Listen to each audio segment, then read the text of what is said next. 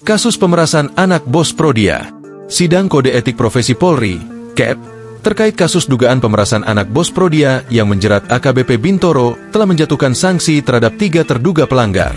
Ketiganya yakni mantan Kasatreskrim Polres Metro Jakarta Selatan AKBP Gogo Galesung, mantan Kasubnit Resmob Satreskrim Polres Metro Jakarta Selatan Ibda Novian Dimas, dan mantan Kanit Resmob Satreskrim Polres Metro Jakarta Selatan AKP Zakaria.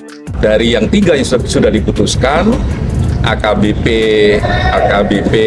GG sama Ibda ND itu demosi 8 tahun, terus patsus 20 hari, ya, demosi dengan tidak boleh ditaruh di tempat penegakan hukum serse.